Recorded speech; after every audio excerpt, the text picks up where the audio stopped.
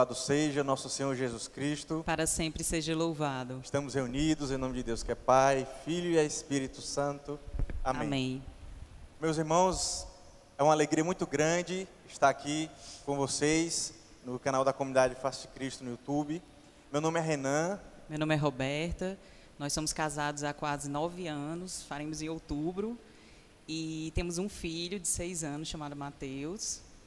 Nós fazemos parte da Comunidade Face de Cristo, nos conhecemos aqui e nos casamos inclusive aqui nessa capela que a gente se encontra hoje. E então é uma alegria grande vir aqui, poder partilhar com vocês um pouco desse tema tão bonito e tão importante para a vida do casal, que é essa vivência das virtudes do homem e da mulher no relacionamento conjugal. Vamos partilhar um pouco da nossa história, um pouco da nossa vida, conversar um pouco sobre isso.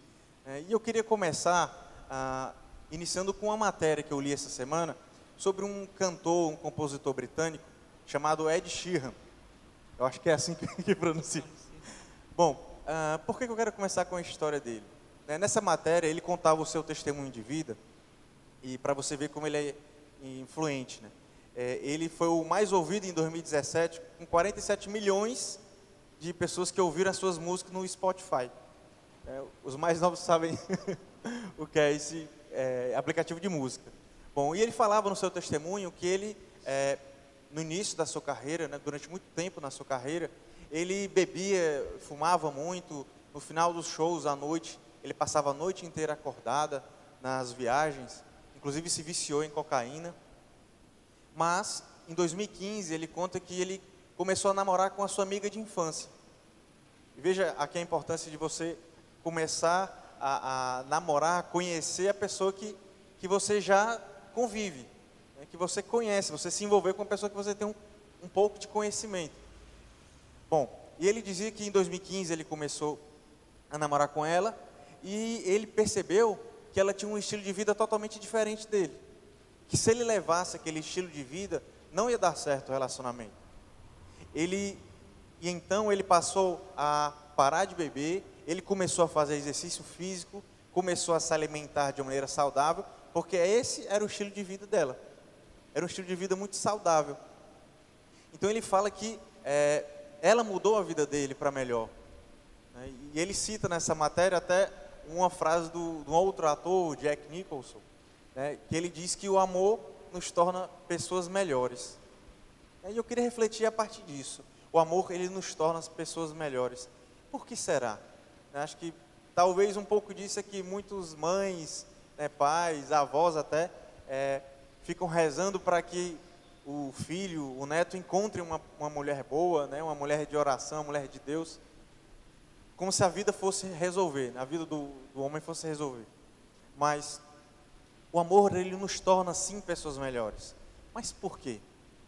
Eu convido você a ir para a palavra de Deus em 1 João 4, versículos 7 a 8.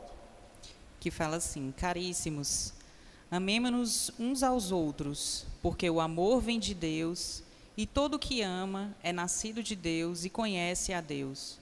Aquele que não ama não conhece a Deus, porque Deus é amor. O amor vem de Deus. O amor verdadeiro, legítimo, autêntico, ele vem de Deus. Então, mesmo que nós não saibamos isso, mesmo que nós não falemos de Deus, quando nós falamos de amor, nós estamos falando de Deus. Quando nós falamos daquele amor real, aquele amor que faz crescer, nós estamos falando de Deus. É por isso que Santo Agostinho, ele falava: ame e faze o que quiseres. Ame e faze o que quiseres. Mas nós precisamos entender o que é amor.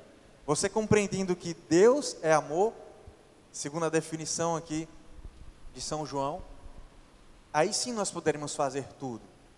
Porque Deus é amor e nós estaremos vivendo segundo a vontade de Deus.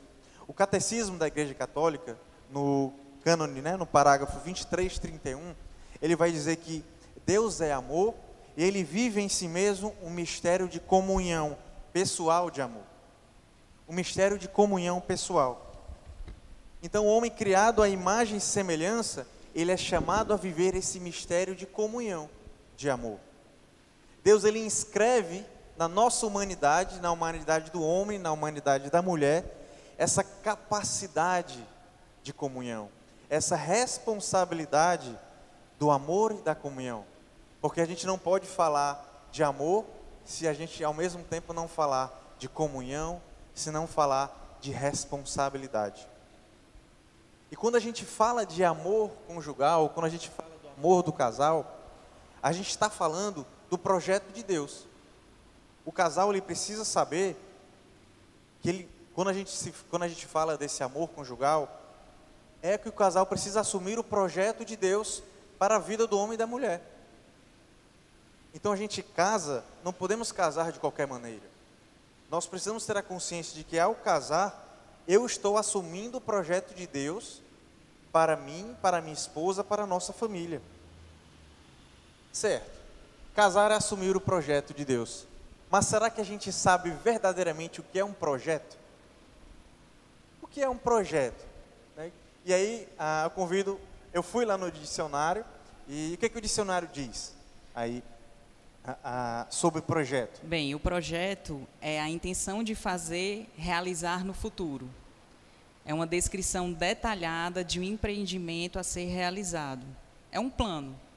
É um esforço temporário empreendido para criar um produto, serviço ou resultado. Veja, no dicionário, a gente já encontra pistas para que o casal possa ser feliz. Eu vou reler. É uma intenção de fazer, só que não para na intenção o projeto. É uma descrição de um empreendimento a ser realizado. Ou seja, é algo que eu tenho que realizar juntamente com minha esposa. Um esforço temporário para criar um resultado ou um produto. Ou seja, é preciso esforço durante um tempo, e durante o relacionamento conjugal é durante a vida inteira, esse temporário, para atingir um resultado. E que resultado é esse?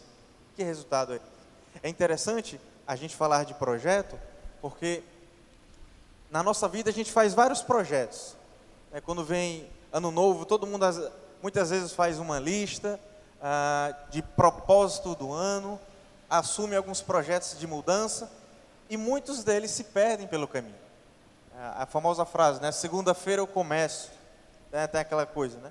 Hoje é a despedida, né? A gente às vezes fala muito isso, né? Hoje é a despedida, então segunda-feira eu começo. Mas projeto, e quando diz respeito à nossa vida, a gente precisa ter atenção. É necessário esse esforço, porque a nossa vida ela não acontece de forma automática. O Papa Emérito Bento XVI, ele vai dizer que a nossa vida é um projeto incompleto. Ela não se realiza por si só. Ela não vai acontecendo no automático. Então, nós precisamos nos esforçar para executar esse empreendimento, se quisermos atingir o resultado a qual nos propomos, que é de sermos felizes, que era assumir esse projeto de Deus. Só que na nossa vida, quando nós estamos inseridos nessa nossa sociedade, onde tudo é muito rápido, onde tudo é para agora, onde é o fast food, né, onde tem o pular o anúncio no YouTube, onde quando tem aquele anúncio de 30 segundos você já se irrita, onde as pessoas querem tudo para ontem, às vezes nós abrimos mão da qualidade por conta desse ritmo frenético. As coisas vão acontecendo na nossa vida, na vida do casal, e tudo vai, de certa forma, sendo construído, só que a qualidade vai sendo deixada de lado. Amar, construir um relacionamento demanda tempo, demanda sacrifício, dedicação. E como todo projeto, o relacionamento do casal, ele vai exigir isso. Vai exigir empenho, vai exigir dedicação, vai exigir que o projeto ele seja refeito. Aqui não deu certo, então vamos refazer, vamos reconstruir. Desconstruir para construir de novo. E né? Desconstruir. Vamos reconstruir. Olha, isso aqui não deu certo. Aqui nós projetamos a capela da gente desse tamanho aqui, mas a gente tem que adaptar um projeto para ele ser melhor. Então a gente precisa entender isso. Nós precisamos ir nos empenhar se quisermos nos construir o nós. Só que a construção do nós, ela passa primeiro pela construção do eu, ou seja, pela minha construção, a partir de mim. O ser humano, ele é um projeto. O homem e a mulher são obras de Deus. E nós somos um projeto que precisa dessa obra todos os dias. Se a gente não conserta, se a gente não constrói hoje, se a gente não cuida hoje, amanhã está pior. A gente vai empurrando com a barriga, né, e às vezes com a barriga grande, a gente vai empurrando para debaixo do tapete os problemas, as coisas mal resolvidas, e de repente tudo vem à tona e estoura. O projeto, ele vem ao chão. Então, quem não está disposto a se construir e se formar no dia a dia, não deveria casar.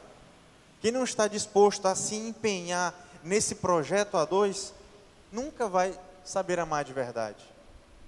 E aqui eu queria trazer a frase de Sócrates, né?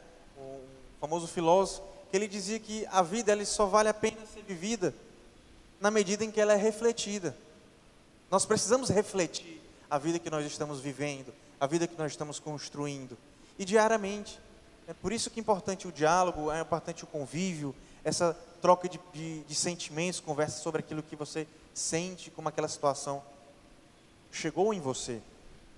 E é importante refletir, dentro dessa perspectiva da construção, sobre um ponto fundamental, que é a questão da santidade. E aí eu queria que a gente tomasse aí Efésios 1, de 3 a 4, amor, por favor. Que fala assim: Bendito seja Deus, Pai de nosso Senhor Jesus Cristo, que do alto do céu nos abençoou com toda a bênção espiritual em Cristo, e nos escolheu nele antes da criação do mundo, para sermos santos e irrepreensíveis diante de seus olhos.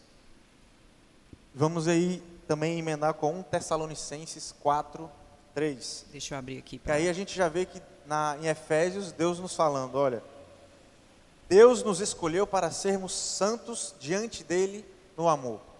Esse é o projeto claro de Deus. Ele nos escolheu para sermos isso. É a nossa finalidade e a finalidade do casal. Mas em 1 Tessalonicenses? Esta é a vontade de Deus, a vossa santificação. Então é muito claro na palavra que é esta a vontade de Deus para mim, para minha esposa e para nós, como casal e como família. A santificação. Então, para compreender esse projeto de santificação, eu preciso entender que isso passa pela vivência prática do nosso dia a dia. A santidade é o projeto, sim, então, de Deus para o homem. E como é um projeto de Deus, é um projeto de amor, porque Deus, ele é amor. A santidade não é um projeto utópico, não é um projeto ultrapassado, não é um projeto ridículo, como os podem pensar, mas é um projeto de amor, de felicidade. Possível, né? Possível de ser realizado. Sim. Não é? É um projeto de Deus. É um projeto de Deus, porque Ele não ia nos pedir algo que fosse impossível. E esse projeto, ele nos leva para além da superfície no casal. Esse projeto, ele leva para a profundidade no relacionamento. Quando Deus ele leva o casal a se conhecer, a viver essa santificação, Ele leva o casal a sair da superficialidade, da aparência, e ir para a revelação de si e do outro, para a profundidade. A superficialidade tem fim, mas a profundidade não, porque o ser humano ele é um mistério de Deus, é um mistério de comunhão. E o que é revelar?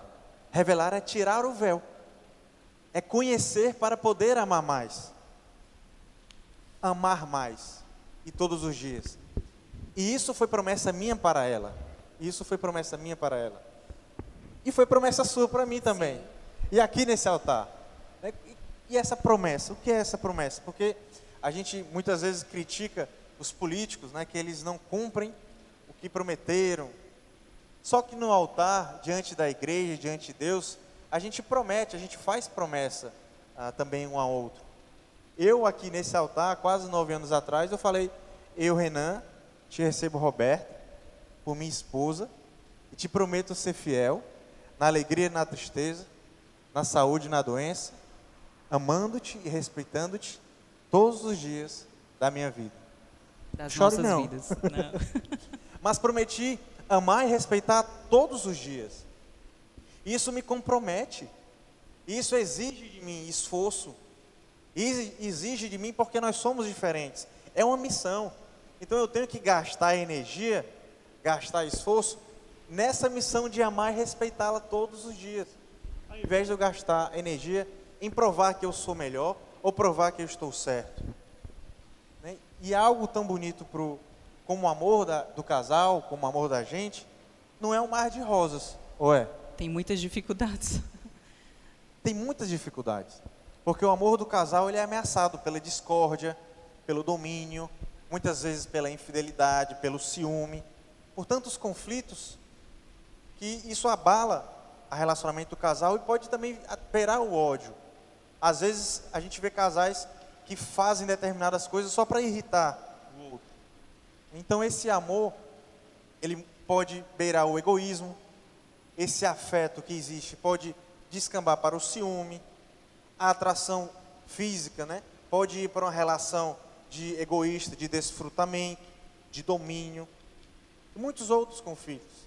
Como diria Dom Henrique, saudoso Dom Henrique Soares, o amor do casal ele é ameaçado pelo nosso desmantelo interior e pelo desmantelo do mundo que nos cerca. Então é necessário investir nesse amor, porque o amor, ele se aprende, o amor se constrói. Esse amor real, né, de carne e osso, não entre dois seres perfeitos, porque eu não sou perfeito. Nem eu. Nem você. E a gente vê isso no dia a dia, as nossas dificuldades. Nós precisamos nos ajustar, harmonizar. Esse amor não se dá entre dois seres perfeitos, totalmente integrados. Não, nós temos virtudes, nós temos qualidades, mas temos defeitos, fraquezas. E isso mostra que nós somos duas pessoas em construção. É importante que o casal tenha essa consciência. São dois seres em construção. Por isso a importância do diálogo, né? A gente parar essa vida frenética, corrida, e a gente parar e dizer assim, não, precisamos ver pontos que precisam ser melhorados em mim e em você, para que a caminhada ela possa ser mais prática, mais fácil, digamos assim, de percorrer. Né? Então, o diálogo, a gente vê onde está errando, e o perdão, né? A vivência do perdão, essa vivência do amor, do carinho, do cuidado, sabe? Ah, mas já passou 30 anos, não é a mesma coisa de antes. A gente pode fazer esse amor primeiro, continuar até, sei lá, quanto tempo Deus quer, né? Então, assim, essa é a importância, esse diálogo, o perdão diário. Não dormir sem pedir perdão. Por mais que você... Eu não sei o que foi que eu fiz, mas eu vou pedir perdão. Porque é importante essa construção, esse ressignificar o relacionamento, né? Uma palavra tão usada que a gente está usando nesses tempos de pandemia. Ressignificar, reconstruir aquilo que machucou, aquilo que feriu. Pode dar, continuar. Mas o matrimônio é isso. O amor do casal é isso. É um caminho de superação, de humanização. Porque à medida que nós vamos nos deixando construir pela graça de Deus, pelo amor que é plenificado pela graça sacramental, nós vamos crescendo, nós vamos nos tornando homens e mulheres dignos, né, vivendo a nossa essência de ser imagem e semelhança. E o matrimônio, então, ele vai ser um caminho de amadurecimento. Porque o amadurecimento, ele é necessário. Nós somos diferentes. Né? O catecismo, no 23:32, ele vai dizer que essas diferenças físicas, psicológicas e espirituais entre o homem e a mulher, elas devem estar orientadas para o bem do casamento, orientadas para a vida familiar. É importante respeitar também essas diferenças. Não é porque ela é diferente que ela é melhor ou pior do que eu. Ela pensa diferente, ela sente diferente. Ela enxerga o mundo a partir do mundo dela, do coração dela. Isso não é ruim, é diferente. É como uma equipe de futebol. E o futebol para a gente é algo peculiar, porque eu gosto muito e ela gosta também. Só que nós torcemos times diferentes. E são times rivais. Tanto aqui no estado cuja capital é Fortaleza. Cujo estado é Ceará, né? Ela torce Ceará, eu torço Fortaleza. E ela é Corinthians, eu sou São Paulo. Então o futebol é algo que os dois entendem. E é importante perceber o quê? Num time de futebol, nós temos posições diferentes. Cada um tem dons ali diferentes. E naquela posição, ele dá o melhor naquela posição. Então o zagueiro, o dom dele, o talento dele está em defender, o atacante está em atacar, né? Mas eles juntos, eles olham para o mesmo objetivo, têm a mesma direção e intenção, quer fazer o gol, né? Juntos ali formam uma equipe, e um casal tem que ser muito mais do que uma equipe, é muito mais do que uma equipe, mas devem sim também olhar para a mesma direção, esse trabalho em conjunto. O amor conjugal, o amor entre homem e mulher, não é um amor competição. Eu não estou competindo com ela para ver quem tem razão, para ver quem pensa melhor, para quem está certo. Não é um contra o outro. Não, muito pelo contrário. Não existe essa disputa. Mas nós somos uma unidade, uma só carne, né? Como João Paulo II falava, uma unidade de dois. Unidade de dois. E esse chamado à comunhão. Porque sabemos, o homem é muito diferente da mulher, né? Nós vemos isso na prática, e é muito conhecido essa característica de que o homem, ele pensa, né, o cérebro dele como se fosse dividido em compartimentos. O homem tem várias caixas, né? Cada caixa é um assunto. Então tem a caixa ali da família, a caixa do casamento, né, a caixa do trabalho, dividido em várias caixas. A mulher, dizem que a mulher já é um emaranhado de fios, já está tudo interligado. Você puxa um assunto, A gente pensa aqui, ali, já está tudo organizado. você puxa um assunto, vem tudo, né? Então, eu tô partilhando até um dia desse, eu conversando com ela, ela chegou para mim e disse assim, B, eu estou comprando aqui o presente do dia dos pais, sua mãe me ligou, eu já acertei com ela o almoço no sábado, mas avisei para ela que também no final da tarde tem um aniversário para a gente ir. Quando ela falou isso, na minha cabeça tinha um emaranhado de coisas, mas eu parei no presente do dia dos pais. Eu pensei, quanto é que será que foi o presente do dia dos pais? Então o que ela falou depois eu já não processei, tanto que eu falei depois, peraí, quanto é que foi o presente do dia dos pais? Não digo. Não foi? Então assim, a gente pensa mais assim, dividido por assunto. A gente não sabe misturar. Então, o homem tem essa característica, né? E ainda tem outra famosa característica, que é a caixa do nada. É que o homem muitas vezes gosta de pensar em quê? Em nada. Ela já algumas vezes chega para mim, Renan, o que é que você tem? Nada. Porque a gente fica pensando, gosta de pensar em nada. Por isso que a pescaria é muito característica do homem, né? O homem vai para pescar para ficar pensando em quê? Em nada, né? Já a mulher consegue resolver várias coisas de uma vez. Tá no celular aqui, tá mexendo no fogão, o menino tá com o YouTube muito alto, baixa essa televisão e tu tá resolvendo tudo ali de uma vez, né? Tem essa diferença. Então é importante a gente perceber isso, e não é ruim, muito pelo contrário, a gente se complementa, né? Papa Paulo VI, ele dizia, ressaltando essa característica, que de maneira geral, o homem ele tem um primado da razão, é mais racional, e a mulher ela tem um primado do coração, é mais emotiva, é mais coração, mais afeto, mais sensibilidade. Só que este primado do coração não é menos importante. Ele dizia, sem o homem, a mulher cai no sentimentalismo besta, bobo até, e sem a mulher, o homem, dizia Paulo VI, o homem ele se congela na aridez, no tecnicismo soberbo, no senhorio de si, né? Então é complementar. A gente percebe isso, de maneira geral, o homem ele é mais racional, mais viril, mais objetivo nas coisas, né? De resultado, mais de proteção. E a mulher? Mais sensível, oração, mas não menos forte. Sim, muito pelo contrário, né? Nós muitas vezes reconhecemos que as mulheres são mais guerreiras, e a gente vê isso, por exemplo, quando estamos gripados, né? A mulher quando está gripada, está tudo bem, está resolvendo as coisas ali, a gente, falta falar as últimas palavras da gente, então assim, é algo terrível, mas Deus sabe o que faz. Então são complementares, somos complementares, né? E nós somos muito diferentes, né? A começar pela nossa história, né? Conta um pouco aí, Dan. Então, para não me demorar muito, Renan, uma vida totalmente diferente da minha.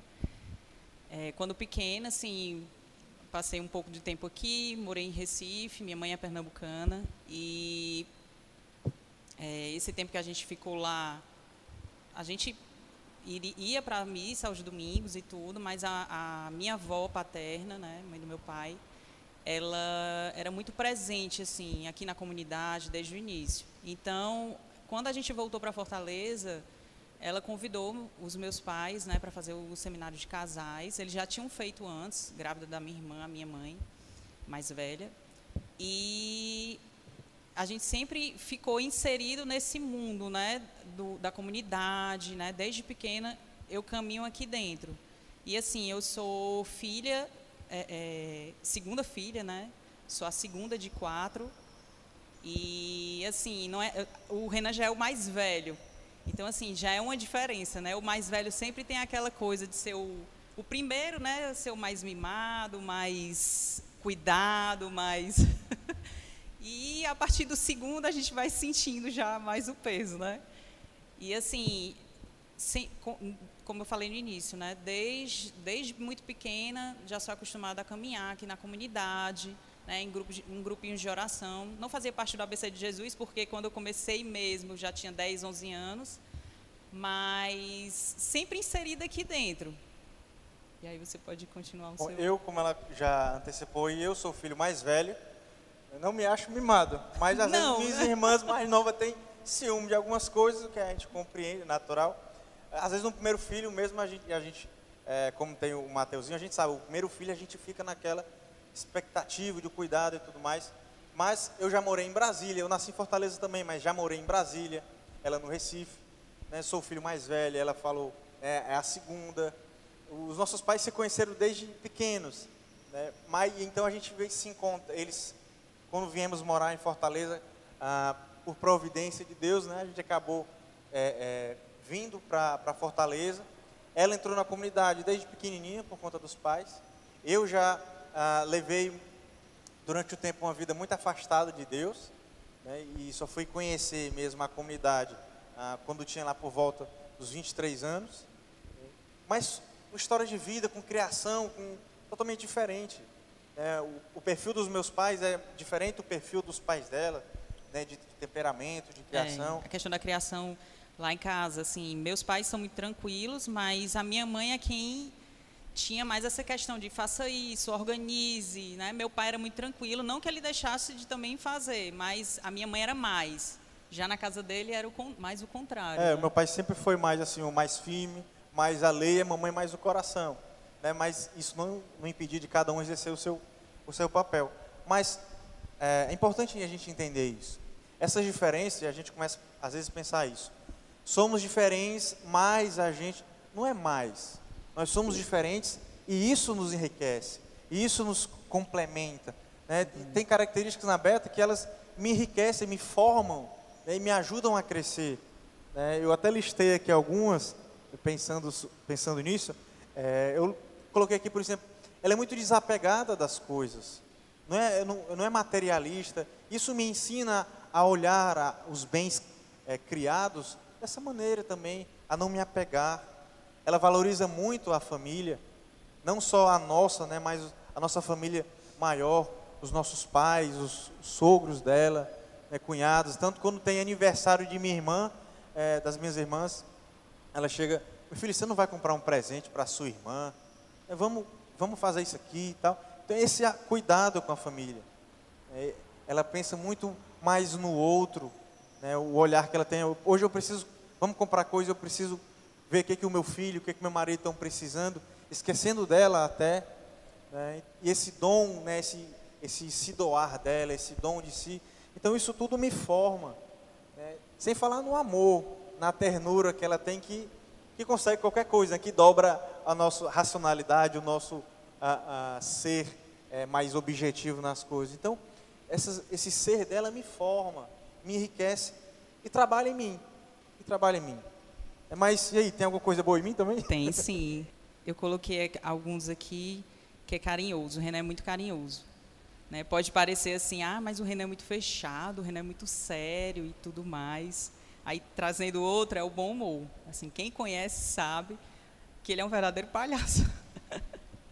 que assim, que ele usa bom humor em tudo, assim, e até em tempos muito difíceis, né? Esse tempo de pandemia que a gente ficou muito tempo preso em casa, preso no sentido não podia sair para canto nenhum. Então, assim, ele usava muito do bom humor, até porque a gente tem um filho, né, uma criança em casa que precisava dessa dinâmica, né, de criar novas coisas. Então, ele sempre se utiliza do bom humor e ele sempre fala assim, se eu conseguir a cada dia tirar pelo menos um sorriso seu, para mim já valeu a pena aquele dia. E ele sempre fala isso para mim. Então, ele é muito carinhoso, ele tem esse bom humor.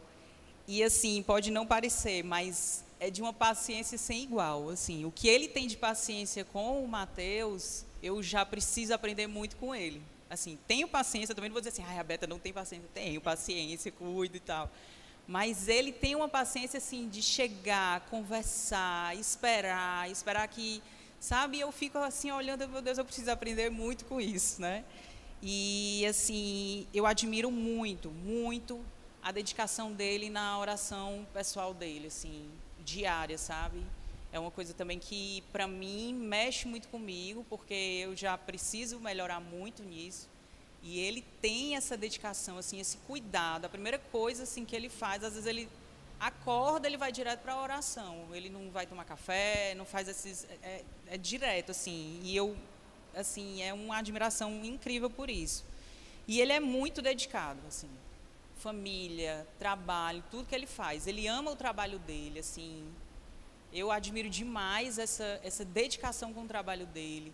Ele é muito dedicado à nossa família, não só à nossa família, né, casa, mas também pais, irmãs, enfim, avó e a comunidade. O amor que ele tem por essa comunidade, ao carisma e à vocação, ao qual ele escolheu, né, ele se decidiu. Então, assim, para mim é 100% amor, assim, eu admiro mesmo. Muito bom ouvir isso, né? A gente fica muito feliz, claro, mas é importante o casal também de vez em quando fale isso com o outro, saiba elogiar, saiba ressaltar as qualidades, o que admira no outro. A admiração, ela deve ser um dos pilares do relacionamento, né? Isso é valorizar, e valorizar é a gente atribuir valor ao outro, é atribuir valor a quem ela é, sabe, dar importância a quem ela é. Isso é importante no nosso relacionamento. Essas diferenças, elas devem servir como, então, motivos, como meios para o crescimento pessoal, para crescimento, né? Por exemplo, eu, assim, por ser mais extrovertido, às vezes sou mais impulsivo, né, em algumas situações. Ela, por ser mais reservada, ela é mais prudente. Então isso me ensina, olha, você precisa ir com calma, você precisa em algumas situações saber botar o pé no freio, saber que não pode brincar com aquela situação. Ou até mesmo ele me ensina também, tipo assim, não, Beta, não precisa ficar tão... Ele me ensina a ser palhaça também, entendeu? A abrir mais essa parte extrovertida, esse extrovertido que existe em mim também, sabe? A brincar, a saber me abrir mais, a não ficar tão tímida, tão envergonhada. Então, assim, é um complemento, né? O que ele tem em excesso, ele também me ensina, o que eu tenho em excesso, eu ensino. E é esse complemento que a gente vai compartilhando, né? E crescendo. Um exemplo, né, de crescimento é que a Beta, ela, assim, do perfil dela, talvez fruto da criação, ela foge de conflito. Qualquer situação de conflito, assim, que percebe algum tipo de tensão, ou que, se ela se colocar, vai gerar algum tipo de conflito, a Beta foge. Né? A Beta foge. E ela já brinca comigo, às vezes, que eu procuro conflito. Ou os conflitos, ele me procura. Eu sempre digo assim, vai sobrar para ti, Renan.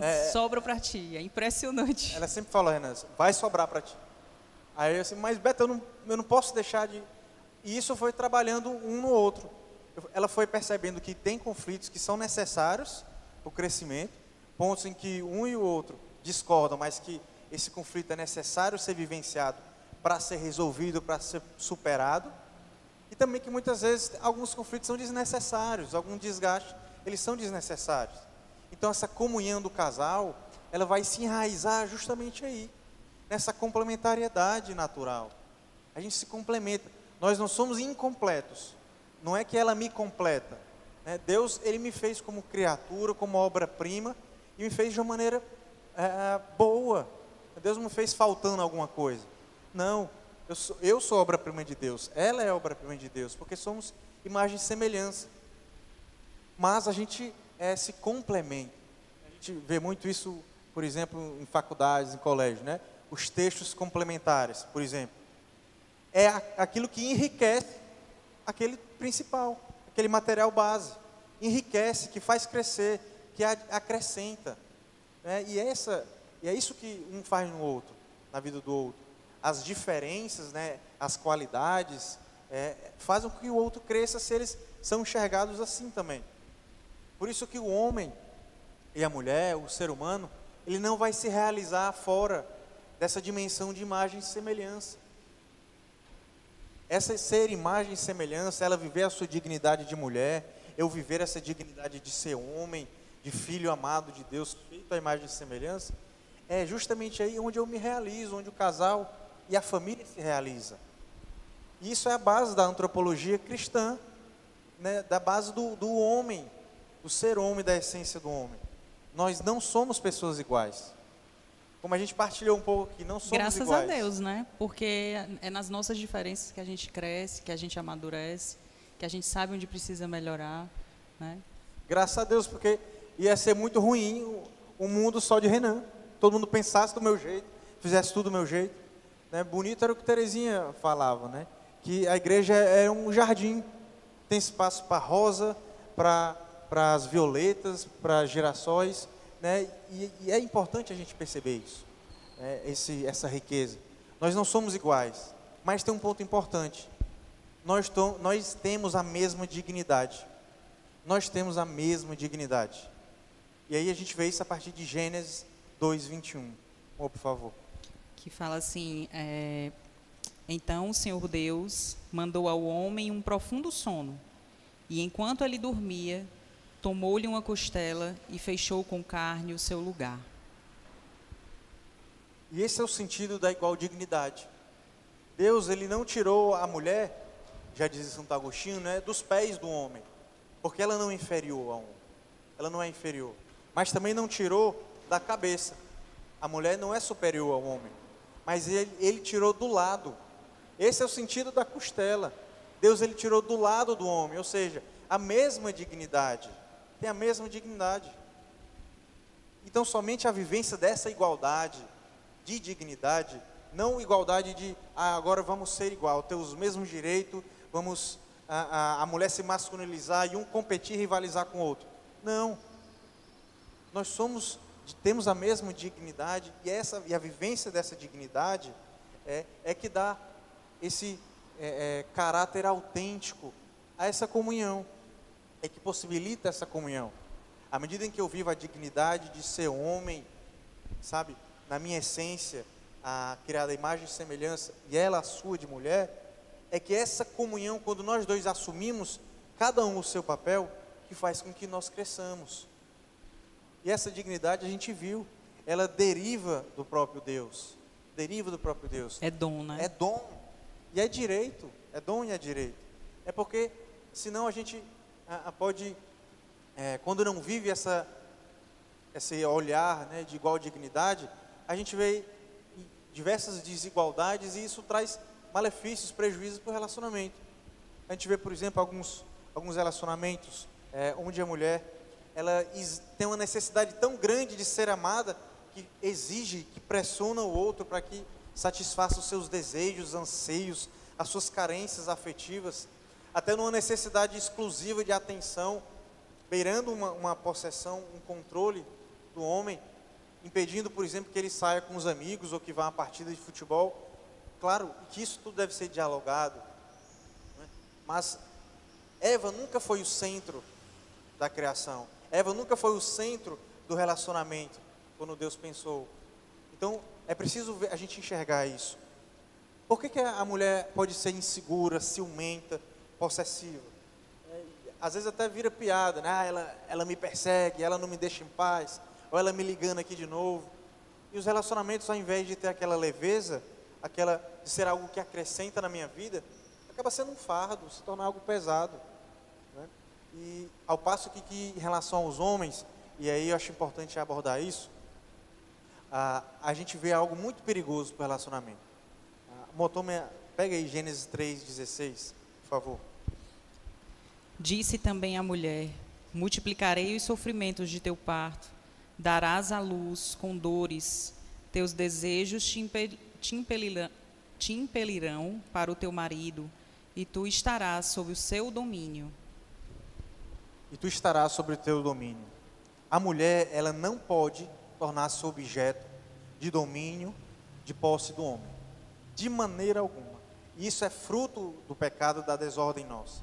A Escritura, a gente viu que Deus mandou um sono ao homem, para mostrar que o homem, ele não participa da criação da mulher. O homem não é senhor da mulher. O homem não manda na mulher. Ela foi criada por Deus. Então, ela veio à existência quando Adão dormia, quando veio o torpor sobre ele. Então, ela foi criada também por Deus como homem. E a violação dessa igualdade, do respeito a essa dignidade, ela não ofende quando essa dominação, principalmente numa sociedade machista que nós temos, essa violação, ela não ofende somente a dignidade da mulher, ela ofende a dignidade também do homem, ela diminui a verdadeira dignidade do homem. Por que o homem precisa ser agressivo, dominar, impor? São Paulo vai dizer em Efésios 5, maridos, amai vossas mulheres como Cristo amou a igreja. Daí a dignidade de ser marido, amar a sua esposa como Cristo amou a igreja. Porque em nome do amor se faz tanta coisa só para exercer o domínio. A gente vê hoje as pessoas falando, até cometendo crimes, se ela não for minha, não vai ser de mais ninguém. Sabe, isso é perigoso, isso é desordem, isso é não respeitar a dignidade da mulher e a sua própria como homem. Eu preciso deixar que a mulher seja quem ela é. Ela tem que ser livre para ser quem ela é, para ela ser construída pela graça, pela minha contribuição, pela vivência comigo, pelo meu amor. Deixar que ela seja ela mesma. E claro, a gente adapta porque também tem relacionamentos onde não só o homem quer dominar a mulher, mas a mulher tenta dominar o homem. Mas não pode haver dominação. Esse domínio ofende a dignidade do ofensor e do ofendido. Do ofensor e do ofendido. Nós somos a ajuda adequada, um para o outro. É a ajuda adequada, não só nos afazeres, nas coisas, nas tarefas, mas como companheira de vida. Ela divide o projeto de Deus comigo. Então a gente precisa olhar para a nossa companheira, olhar para o nosso cônjuge, com esse olhar de respeito, de admiração. E aí a gente vai entender o que João Paulo II, ele falava. Ele dizia que a exclamação, e aqui é importante, existe um documento da igreja falando sobre a dignidade da mulher, escrito por João Paulo II. Ele vai dizer, olha, essa exclamação de Adão sobre a mulher, de admiração, de encanto, ela atravessa toda a história do homem sobre a terra.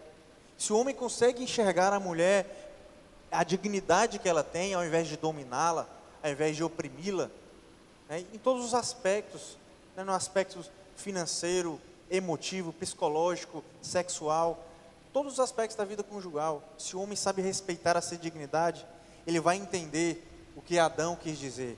Essa sim é carne da minha carne, é osso dos meus ossos. Em Gênesis 2, 23. A primeira palavra do homem, gente, a primeira palavra do homem na Sagrada Escritura não foi uma oração a Deus, não foi um diálogo com Deus, mas foi uma declaração de amor para sua companheira, uma declaração de amor, e isso é significativo. Eu tenho que respeitar a dignidade dela. O verdadeiro amor, ele não anula a personalidade do outro, a sua originalidade, nem sufoca com ciúme doentio, nem é egoísta. O verdadeiro amor, ele entende a importância dessas diferenças, ele respeita, ele valoriza essas características próprias de cada um para o relacionamento, e as cultiva, porque juntos somos um projeto de Deus. A nossa família é um projeto de Deus, eu sou um projeto de Deus, ela é, e o nós é um projeto de Deus que a cada dia nós precisamos ir construindo, realizando. E aí, para a gente ir encerrando, queria trazer a frase de Dom Rafael Cifuentes. Ele coloca o seguinte: a felicidade não é algo que você tem que conquistar, mas é algo que você tem que realizar. É consequência de fazer a vontade de Deus. Então, a felicidade não está em a gente conquistar muitas coisas, conquistar muitas mulheres, conquistar muitos bens, ter muito dinheiro, não. A felicidade está em fazer a vontade de Deus. E fazer a vontade de Deus é que o homem, ele seja com a mulher uma só carne. Que esse amor seja livre, fiel e fecundo. Que esse amor respeite a dignidade de ambos. Que esse amor faça ambos crescerem e viverem esse projeto de santidade que Deus tem para a família. Porque essa é a vontade de Deus para o casal, a santificação. A santidade é sinônimo de felicidade. Eu convido você, onde você está, a gente fazer um momento de oração, fechar um pouco os teus olhos, a gente ouvir essa música em oração, entregando esse amor. Se você é casado, entrega o seu relacionamento, a sua dignidade, a dignidade do seu companheiro, da sua companheira, para que Deus ele restaure isso. É sempre tempo de restaurar, de reconstruir. O projeto ele se reconstrói, se refaz diariamente.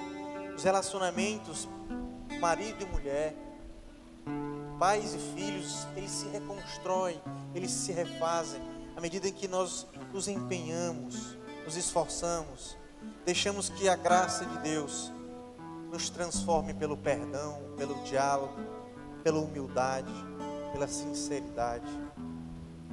Então que Deus ele possa, por meio dessa música, alcançar nosso coração, o coração da sua família. Amor tão grande, amor tão forte, amor suave, amor sem fim, que a própria morte transforma em vida, abraço eterno de Deus em mim.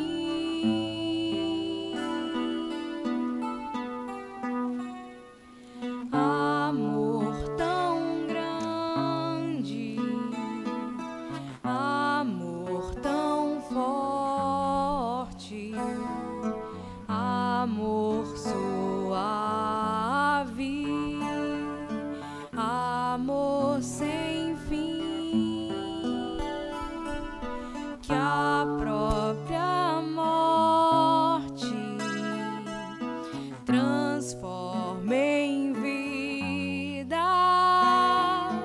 abraço eterno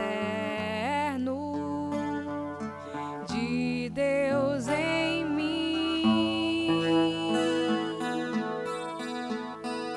Em mim, nem as torrentes das grandes águas conseguirão apagar esse amor, pois suas chamas são fogo ardente, mais do que a morte é tão forte esse amor,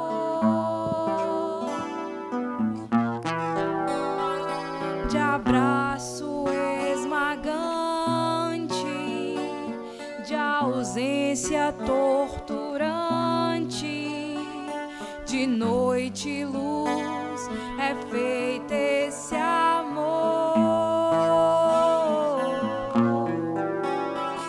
de dor incomparável